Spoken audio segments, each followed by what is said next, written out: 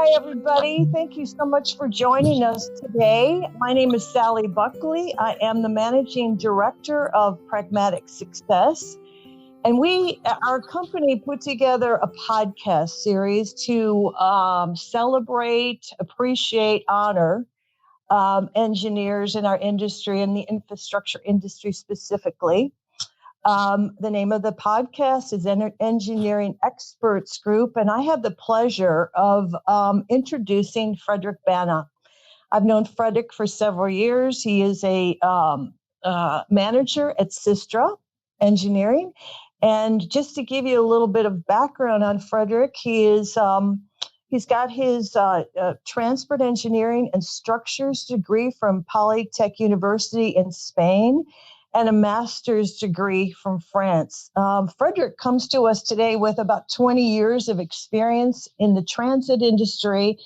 And I'm really excited to have Frederic tell us about his story, his journey through many years of contributing to this around the world.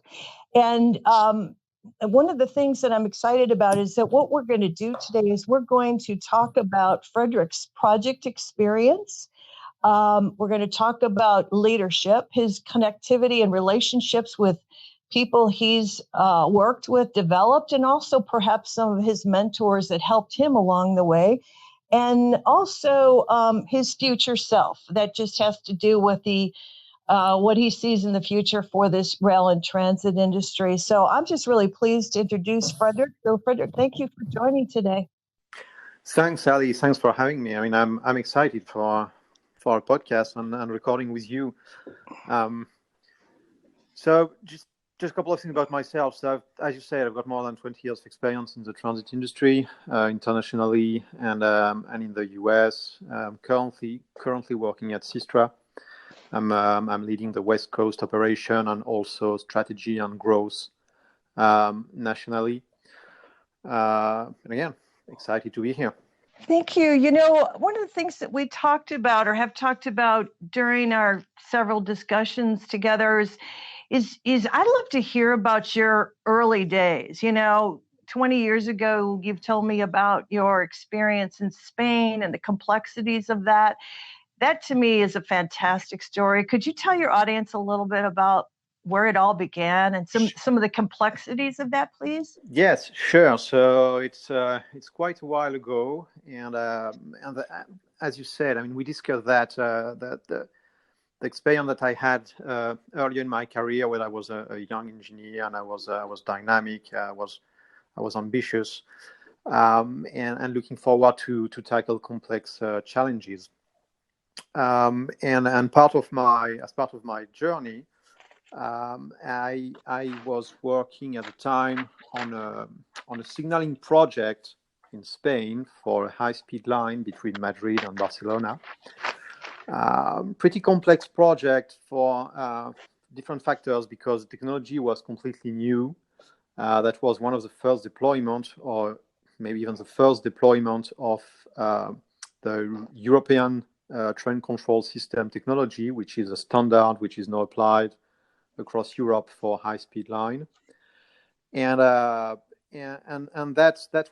was the first both in Spain, Europe, but also for the company. So that was kind of a new project, and even if we were in a deployment phase, it felt like an R&D project. So you add complexity on top of complexity. So that's a great challenge to tackle when you're young. So at the time I was managing the testing and commissioning for the project, so on site for the first layer of the technology, and I was face to face with a client every day on the commissioning phase, while we had to still iron out some bugs on our product. So it was challenging to be able to manage and to balance the expectation of the client, and then do all the work in the back office with our technical teams to be able from one day to another to make progress. And every day we discover something new both on the comms network or even the core application of the train control. So I learned very quickly to communicate with the client. So it was much more on the communication and the relationship or the approach you have with the client and your other team members on the project, more than the technology. The technology part was interesting, and as an engineer, you're always attracted by technology and by something that is technical. I think that if you're an engineer, it's part of who you are. But that's really an experience that makes me discover that in the real world, what is really important is your relationship and your communication with the different stakeholders, right? If you don't establish this trust relationship, you can have the best technology in the world, and you can have the best technical team around you. You will never be able to achieve what you need to achieve in a project or in a business environment. So the openness of the communication and the information exchange, especially between you and your client, that's something that I discover on that project and on site under pressure with test campaign over 2 months, 24/7. So that was very intense, and that was part of that's an experience I learned a lot, and that's probably part of who I am right now, and the kind of manager I am. Frederic, can I just one of the things that I really valued and appreciated about this project that you told me about was the dynamics of working in several countries, the communication issues, the cultural issues, the human connectivity, management structure. I mean, that is a big part of your alignment with the client. Could you tell us about that, please? So that's correct, and that's not only on that project, but I was part during my 20 years of a lot of multicultural projects through my international career. So, and that's a very interesting point because the company I was working for a French company. We had offices in Spain, in France, and in Italy. The product was developed in France. We have an application team in Spain. Our client was Spanish railways. So you're right when you say multicultural approach. You cannot approach a job the same way when you have multiple cultural point of view. Our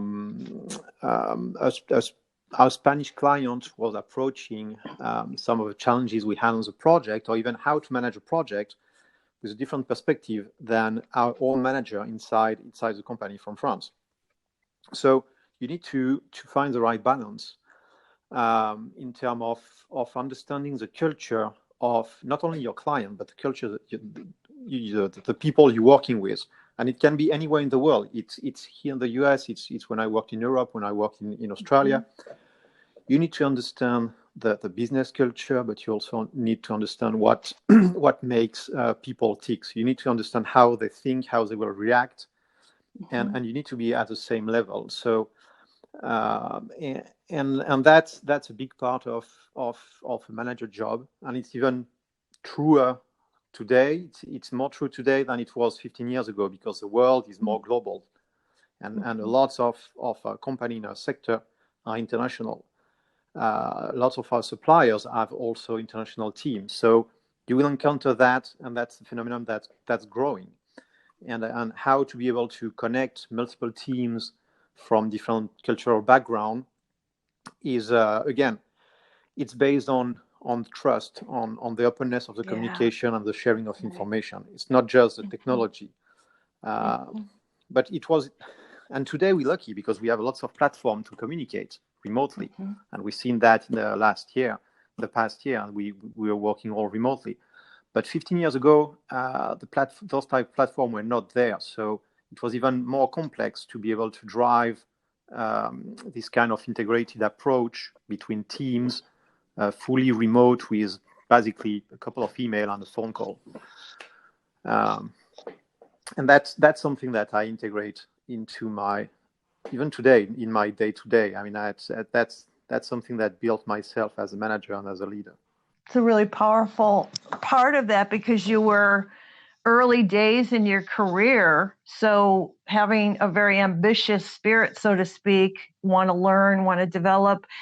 Before we come over to the States, because we want to talk about your U.S. experience as well, was there anybody in your early career, Frederic, that you felt was a very good mentor to you that you still remember today that you value because of his or her skill set, demeanor? Yes, absolutely. And that's again, that's when I was working between France and Spain on that project. The project, our project director at that time, that's someone I learned a lot from him. And we stay in touch, and we're still in touch today, Wow. because of his approach of how to manage team, is down to earth pragmatism, and something that I valued a lot. He was not a micromanager. He was the first one to give autonomy and independence to the leader of his team, to the key people on his team. So it was very clear you had outcomes to achieve, goals. He put the needs in front of you to achieve your goals, and you run with it. If you encounter some issues, you come back, you can discuss, and he will support you. He was able to support you and to drive you in the right direction. But the fact that he had a managing style that gave a lot of independence to the key people on the team, and again, that's something that I integrated during my career, and today it's part also of the way I manage, and that's, I mean, that's, I encountered different type of managers and leaders during my 20 years, like everybody else, I guess, in a professional career. But I've always been more comfortable when I had a manager that was here for me to support me when I need him, but not always directing me and telling me how to do my job. You just have a job to do. Here you go. Do it. Find a way to do it. Sometime you will fail. Yes, maybe, but that's also part of the journey, right? And a manager should always be here to support you and to help you solve any kind of roadblock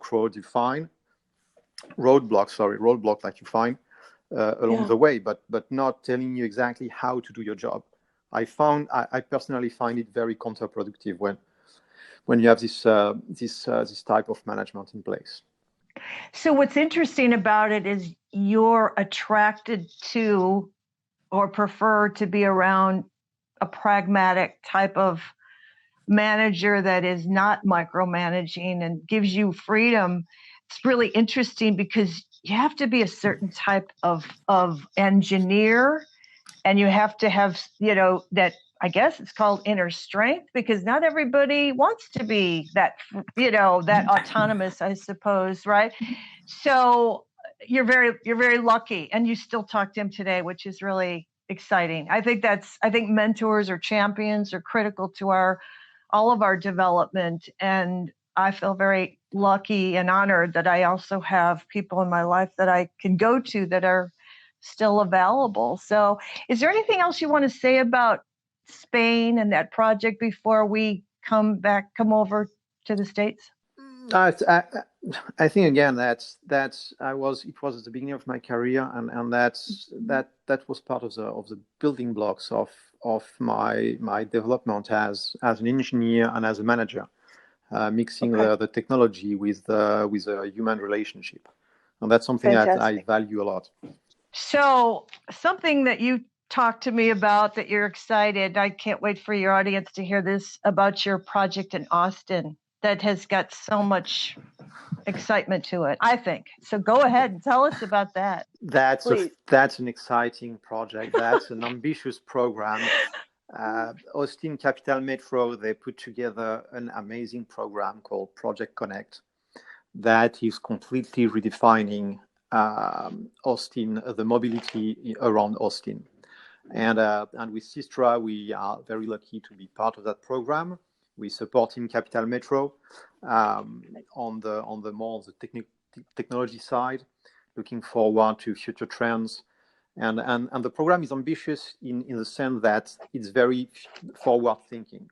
So they're looking at the trends and what type of new mobility technology you will have in the very near future that will be part of the program. So we're talking, and some are just buzzwords, but that's real and that's coming. We're talking about autonomous transit. So that's mean an autonomous light rail. That means an autonomous bus rapid transit. That means also the full automation of bus depot or rail yard.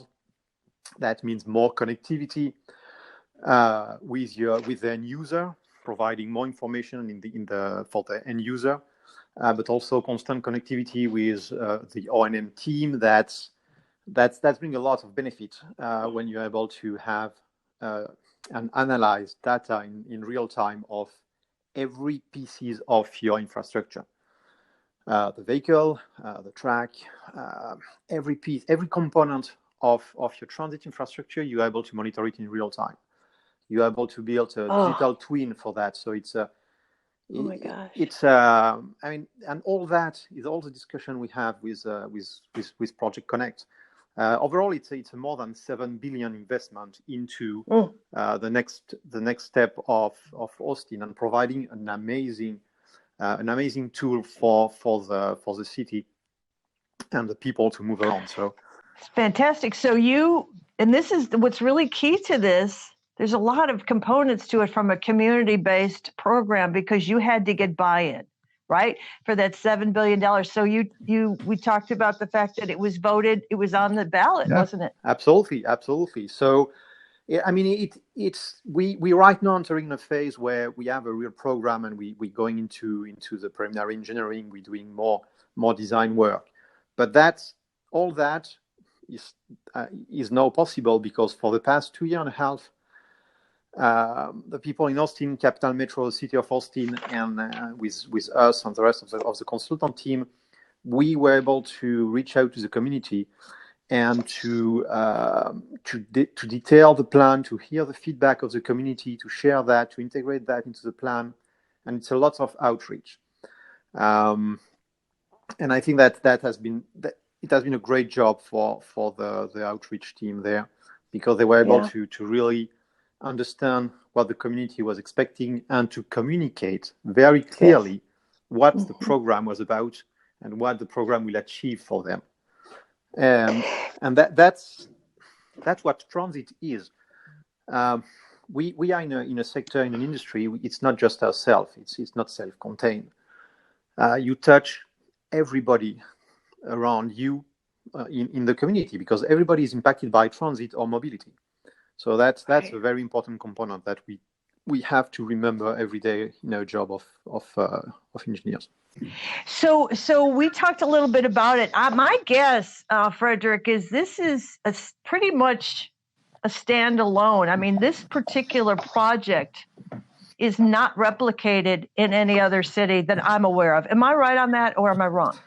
I think that they're really at the front of this type of initiative, but you will see that replicated in other cities and in other urban areas. You can argue that Measure M, Measure R in Los Angeles to expand transit is part of the same spirit. But I think that in Austin right now, they're taking that a little bit further just because of the way that they're thinking of implementing the technology. But I think that these ideas and this type of thinking is right there with lots of cities and agencies right now in the United States. So one thing that you got me excited about on this particular project is that it's driverless too. Can you speak to that for just a few minutes, please? Correct. And you're in the design phase now. Yes, it's still an early design phase, but we're really looking at how we can implement driverless system both for rail but also with autonomous bus. And I think we talk about that. We discussed a little bit about that. I think that I see from my international experience, the driverless technology and the driverless metro is becoming a standard in Europe and in Asia. It's not here yet.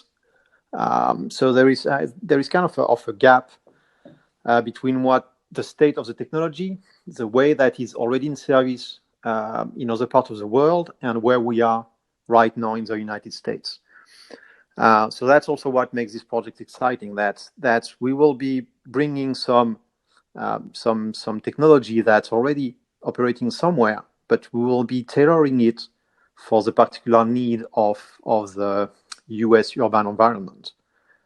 And I do think that driverless is part of the future. We cannot shy away from driverless in transit. We need our industry need to integrate driverless somehow in our future project. So one of the other ones that you're excited about that I was happy to hear is your win on the BART project, Bay Area Rapid Transit. So let's talk about that one. That's what, a 10-year, right? 10-year project? Correct, yes. I mean, yeah. I'm very proud. I'm proud at what we achieve with SYSTRA and with our partner on this job. That's a game changer in terms of project for the BART and the Bay Area, and it has been on a key pursuit for SYSTRA, and we're bringing a lot of new technical expertise on communication-based train control (CBTC) to the Bay Area from a base in Europe and from New York. That's a massive program for the BART. I mean, that's more than 10 years program, and that's basically the upgrade of the existing train control system, which is, as you know, at BART it's very unique. I mean, it has been developed in the 70s, so that's a very, very specific system, and it's always a challenge to migrate, especially a train control system, which is a safety system, from network which is in operation, and it's very different beast than starting from scratch. When you're building a new line and you put a CBTC, right? Yeah. I will not say it's easy, because nothing is easy. I mean, in our world, it's not easy, but it's much easier than doing what we call a brownfield, so an upgrade or migration of an existing system, because your margin of error is very slim. You have to run service every day. Yeah. So when you go into the design and the installation and then the test, you have very defined windows where you can do work on site without disrupting the operation. And I think that's one of the projects that again with Austin we discussed before, but BART CBTC is one of the projects I'm more excited about because first it's right here for me. It's here in California, so that's a massive program that I'm able to drive from where I am, and then that allow us SYSTRA to replicate some of the success we had in New York with their CBTC program, or in Paris, or in Sydney, Australia. So it's all part of that. So to translate that, are you saying that are other parts of the world assisting you with the BART work as well? Yes. So that's correct. On the design, yeah. That's correct, on the design and the design review and supervision, and the reason is quite simple. I mean, CBTC as a technology is still something that is it's new, and it's a young technology in the US market. In Europe and in Asia, that's a technology that is probably more mature, more robust right now, because it has been deployed some times ago. So for us, our group, SYSTRA, being an international engineering company, we are able to use this expertise from overseas and to import that type of very specific expertise that you don't find easily on the US market, and to bring that to our clients. So we're making a difference by really using this, using the best we can, the skill that we are at our disposal internationally, and that makes it interesting as well, because we come back to the multicultural management approach. We're bringing some engineer that has been working, I don't know, in France or the UK on CBTC projects. So on the technical level, I mean, they are expert on CBTC, and nobody can challenge them. But it's fantastic, yeah. But they need to integrate into the US environment, and they need to understand how we deliver project here, how we relate to a client, and how to best support the client. So it's the human factor, and that's part of our job, and that's the part of my job that I love. I know, I can tell you're very enthusiastic about it.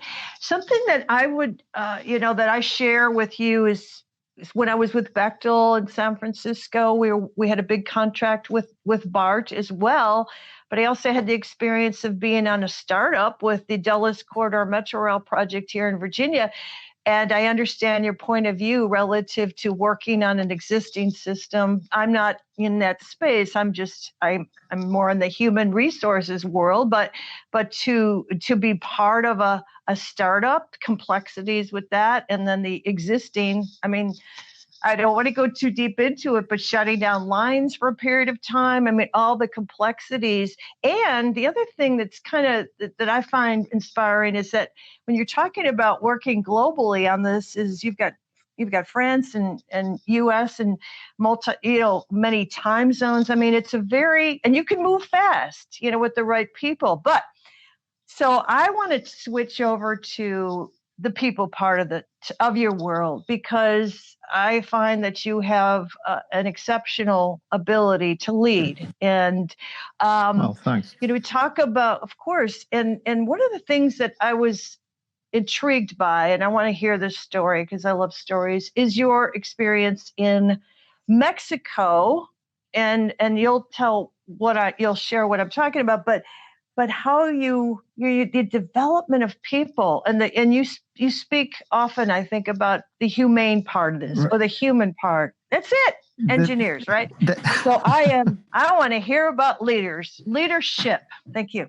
So you're right, and we talk about that, and I think I'm still proud of, at the time, the team I built in Mexico, and that people that I'm still in contact with, and that people that I see that they have a nice progression to their career, and some of them are not in Mexico anymore. They are in Asia. Some of them are in Europe, and to give you a bit of detail, so I worked on a Mexico project which was for a new metro line, completely new line, that was the first in decades for the Metro of Mexico, line 12, and I was the system engineering manager, and I was in charge of the design and the integration of all rail systems. But that was quite an interesting project, and not from the technology point of view, but really from the management and the cultural integration point of view. We had design center in Mexico locally, and I had to build a complete team, starting from almost scratch, because the company was not in the country at the time, and without any engineering capability in the country. So I had to build a team locally. We had design centers in the US, in Rochester. We had design center in France. We had design center in Italy. So all that different time zone, as you mentioned before, we can use that at our advantage. But sometimes it's also an inconvenience, because you cannot get people on the phone at 3 p.m. in Mexico, because they are in Italy and they are sleeping. So you have to deal with that, and that's manageable. And then again, it's bringing different culture together. So the integrated culture was as important as the system integration. That system integration was on the technical side. The cultural integration was really on the people side. And I hired some young and some more seasoned engineer in Mexico, and that people that I helped to develop. And you can, if you are a good manager, and I guess every one of us that's been confronted to that situation, you know that you're able to sense the potential of the people you're working with. You identify the talent, and then you help them. You use them. Well, use is not the right word. I will take that back. You really want to have them at their full potential for you, for the task you have, but also looking always at the future, because the company is as good as the people you have inside the company. So you always have to look at the future talents, and you want to groom them and to take them to their full potential. And again, it's a project I'm proud, because I was able to groom some of young talents, and I said before, now some of them have managing position in different places, in different companies and in other countries, and we keep in touch. I mean, that's the type of thought I still keep in touch, because I think that they are great people, they are great talents, and you never know. Our industry, even worldwide, the transit industry is not so big, so you will always cross paths with people you worked with 20 years ago. And you have a memory of that skill set that you say, I need that guy. Whoever Absolutely. he is, he could be anywhere in the world. And he says, oh, I want to work with Frederic for sure. You know, the thing that I think is key in this world, in this business and engineering and infrastructure, is it's the job, it's the leader. It's also a manager seeing that engineer 5 years ahead, right? Helping them to plan for that strategy, because you get some people that are ambitious and want autonomy. Others need to be prodded along. We don't want to dispute all that. Everybody's different, but to just see some of these guys develop where you can offer that to them. And I think SYSTRA does a great job of that. Like, you could be sending people, you could send people all over the country or the world, right? To give them development. Anyway, I'll stop. No. That you're absolutely correct. I want to reinforce the point. I mean, you need to recognize every type of talent you have, and everybody has something that and you bring an added value to a company, to a business, to a project, to an environment. So as a manager and as a leader, you really need to understand that, and to have the people in the right place, and to always look forward. And I think that's again, as you mentioned, at SYSTRA, and we have the chance to have a big international footprint, and there is very easy movement of people and staff between one business unit to another and one country to another, and you're able to build a career path for your people, and they're more, and they develop another type of skill set. They're working here on an urban project. We see that they have some capabilities to work on a high-speed line in the UK. They can spend 2 years there. They can come back here. So it's part of the process. It's huge.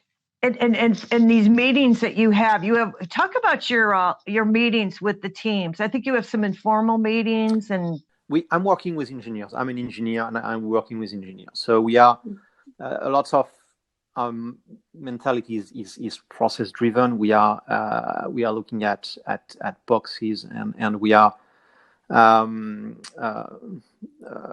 we're still very analytical as engineers, I think.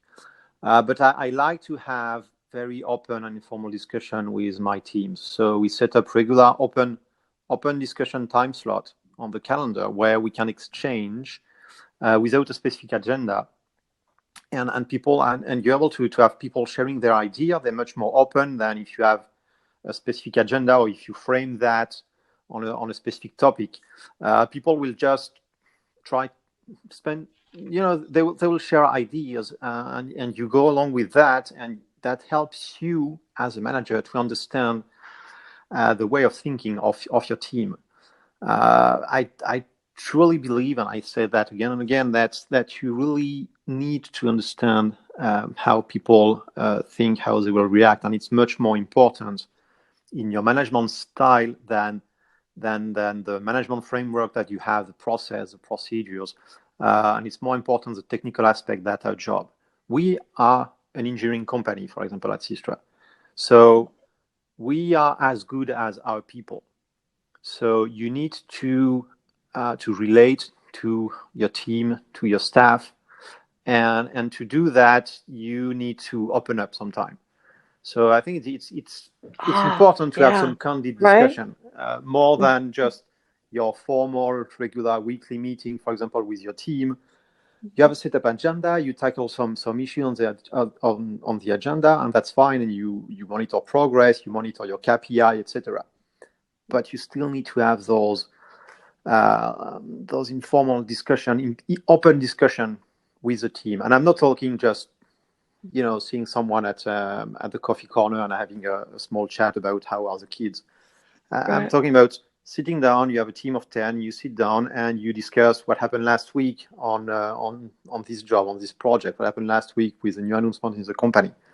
And I feel it's really important to have those human interaction, to be very open in the information sharing inside your team. I'm a big proponent of review cycles, right? To make sure that so that they know that in March or April they're going to be reviewed, so they can prepare in advance for that. But if the manager, which I've seen this a lot, unfortunately, where the manager does not do that, and or always late getting it done, so he has to quickly get it finished. That to me is disingenuous to what that person has brought to the table, or perhaps in those meetings that he or she could learn from, and we're not racing to the finish line where we're kind of working quarterly, perhaps. I know it's busy, right? But people really need to feel that. We all know that bonuses, salary planning, increases, that's critical, right? That's called living. However, to wake up in the morning and want to drive in to be with Frederic, or to be on a call with Frederic, or to go home at night and say, gosh, I feel like I accomplished something because I'm helping the Austin project, the BART project, New York, anywhere in the world, to be part of it and to hear that. Don't you think that's important? I do. I fully agree, and it's a day-to-day job. It's not, as you mentioned. I mean, you do quarterly review or annual review both for people, but also on your project, for example. Right. It's you establish some artificial, milestone and deadlines to assess people, and I think that it's not just come at the end of the year. Oh shoot, I'm late to fill out my assessment goal for the year. Let's do that. Right. It's during the year. It's every day. So you need to have that in mind every day, and that's you as a manager, as a leader, and that's the people you have on your team. You need to have this continuous assessment during the year, not just coming at the end of the cycle and say, let's do the assessment, fill out the KPI, and we'll talk about that in 12 months. It's Right. really a day to day. It's really, really important. It's very important, especially when a person might be struggling and he needs a little help, and that we just, I don't know. I'm a big proponent on not blindsiding anybody and having those tough conversations. People can sometimes avoid that, but your audience today is going to be students, kids, graduates, people that are working. You're talking to presidents of companies. We really want to make sure that I think that sense of inclusivity is very important, It's important. It needs to be open, and the communication channel needs to be open between the manager and the team, and you need to speak your mind as well. If you are not comfortable, right, or you run into some issues, and you should share that openly with your manager and try to find a solution together. So it works both ways, and I think that's important when you mention students or young professional people starting their career. And sometimes when you're young, there's two types of person, but sometimes you don't want to speak up your mind. You do what your boss is telling you to do, and you don't want to raise your voice. But I do think that's important, because the manager and the leaders of the company, they are part of the team. They are a component of the team. So you need to have this open communication with the team. People need to be able to share their their concern, or saying that, you know what, I run into a wall. Can you help me to look at that in a different view, or provide me more tools to be able to go over that. So it's all part of the same conversation. Absolutely. So, Frederic, before we go to the future you, which I'm excited about because you've got a great future in front of you, I just wanted to say one thing that if I were going to think back on someone that I valued at Bechtel, senior vice president, who he didn't speak at just his level. He talked to everybody in his organization. He was transparent. He wanted good ideas. His door was always open. And he could speak to anybody in the world, any client, but he didn't distance himself from the core people that were doing the design, the construction, anybody. So I think that's valuable too. I will never forget that. So if there's anything I would say, it's just you don't have to be out there all the time, but I think just that humanness is really important. So thank you. So let's talk about the future. I think this sounds really exciting of what you think is going to be going on in the future of rail and transit with apps and phones. Go ahead. We've got a bright future in transit. And even reflecting to what happened in 2020, people still need to move around. So it is still part of who we are as a human being. We will want to move from point A to point B, and I think that's important to understand that we, in our sector, we're providing mobility solution, and it doesn't matter so much what are the modes of transport from going to point A to point B. We need to look at that on a more holistic way. And again, that's a buzzword right now, but mobility as a service, that's something that will grow and will become bigger and bigger in the way that transit agencies are tackling transportation issues. Because as a user, you want an efficient solution. You want to go from your house to your office, and then to a client office, and then to go shopping. And you want to do that very easily, but you don't need a personal car to do that. If you look at mobility as a service, it's basically you take an app on your phone and you say, I want to go from here to here, and the map will basically define your journey. And maybe it involves taking an electric bike or an electric scooter to go to the train station, and then from the train station, you will maybe take an Uber for the last leg of your journey. But all that just with one click in one app. And that's from an end user perspective, but also for transit agencies and cities and regulatory body that mean that you can also control you can better assess how you will manage the mobility needs inside a defined area.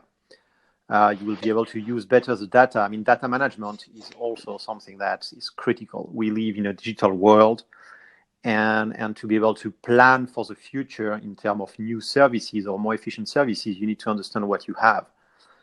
So bringing more data management to the forefront, it's critical. And then you have a ton of potential innovation in the transit and transportation side, right? Even if you can look at Hyperloop, for example, which is maybe kind of science fiction and will maybe one day give you the possibility to go from San Francisco to Los Angeles in 1 hour. When I think about that, it could be amazing, and I would love to be able to do that. I mean, going downtown to the train station or to the Hyperloop station or another super high-speed transportation system, and an hour later I'm downtown San Francisco. I would love to do that. You've got more talk about urban air mobility, for example, with passenger drones. All that's the stuff that we're looking 25 years ago, and it was pure science fiction. You were reading that in science fiction books, and I'm a big fan of science fiction. I think that I mentioned that to you.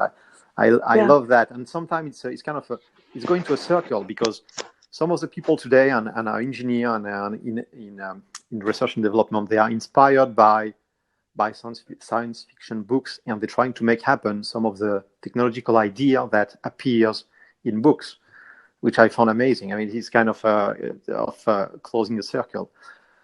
So I think that's a lot. We mentioned driverless as well, and that's another step into the future. Even if the future is already here in some region of the globe, that will come into our future here.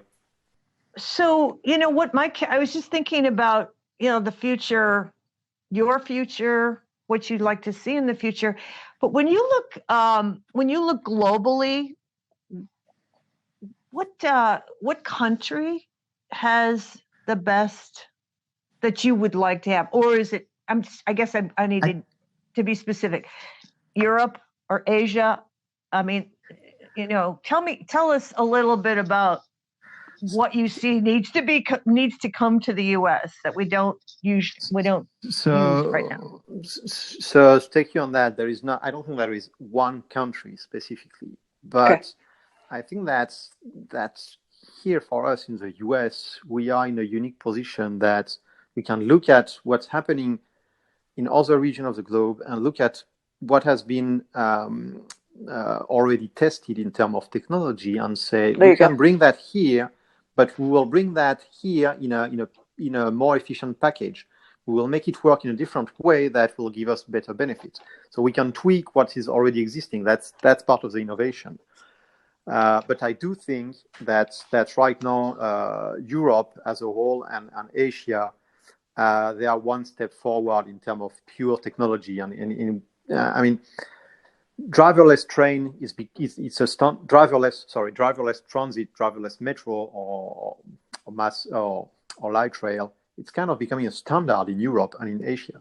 Oh boy! When you're building a new metro line in Paris, to take a great example, you don't look at what type of technology. You know that it will be a driverless. It will be a driverless CBTC. That's becoming the norm. We're not there yet here, but we're going toward that. And I think that there is an appetite here. I see that from our clients to look to the future and to look to new technology and how to make our existing infrastructure run more efficiently. So it's not technology for technology's sake. It's not the future for the future. It's really to provide a better service. There you go. To the community.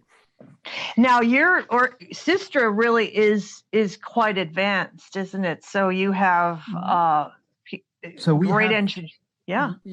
We have an innovation business unit, and that's cross BU and cross countries. So we are always sharing inside various technical networks inside the group. What's happening in China, what's happening in Singapore, what's happening in Paris, what's happening in New York, what's happening in San Francisco, and we're able to bring together through technological platform our group of engineers, and they are sharing best practices, they are sharing new innovation, they are sharing ideas, and that's helped us as a whole group to kind of going forward and to upskill some of the staff we have, and that allow us to provide new ideas and out of the box ideas to our client here in the US. So we really need to get those engineers developed and passing this good knowledge down to everybody that's listening and has a desire to get into transit. I think it's a fascinating field. I just can't hear enough because it's fascinating and there's growth. I mean, just look, Frederic, look at in 20 years, what's changed. It's amazing. Yeah, it's amazing. I'm with you. I mean, that's a fantastic field that we are, and I love our industry. I mean, it's a lot is happening. Every year you're seeing something new. You're going to a new direction. You've got great people. Yeah. So we need to see more people and more people in the field. It's really something that to people to move. So mobility will always be there. That will always be one of the fundamental needs. So to be able to make a difference when you are an engineer and you design a new light rail, you will see the result of that every day, because you will see people going to the train to go to work for the commute, and you will see that, and you can say in 20 years, oh, I've done that. I was part of that. That's right. That's right. That's rewarding. Ooh, That's right. That's really rewarding, because you can see the difference that you're making in your job. You can see it, and it's there because the rail infrastructure, it's there for 30, 50, 60, 80 years. So you will see it, and your children will be able to see it. So that's part of the big reward of being in this industry. It's a difference you're making, and you can really feel it and touch it, I have to tell you, I was fortunate to be on a lot of projects globally with Bechtel, and I have to tell you, just to meet someone that says, oh, I was in the Korean high-speed rail, I don't know, you name it. I mean, Athens Metro, I mean, projects all over the world.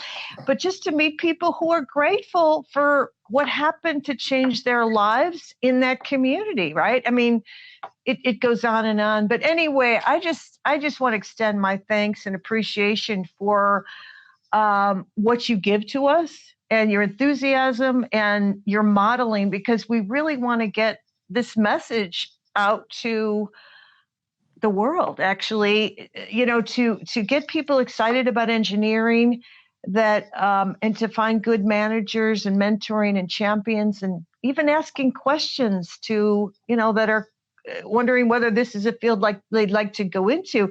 But I just want to thank Frédéric Bana is a fantastic manager located in Los Angeles, but he's obviously connected all over the world. So Frederic, is there anything you want to say as you want to close out to your friends, audience? I think to reinforce the point. I mean, I'm very grateful for you to have me on this podcast and be able to share some ideas. And again, I think that we are in a fantastic industry, and we need more and more young talent to come to our industry, because it's great. You have fun every day. Even if someday it's hard, you will have fun, and we have a ton of good people in the industry.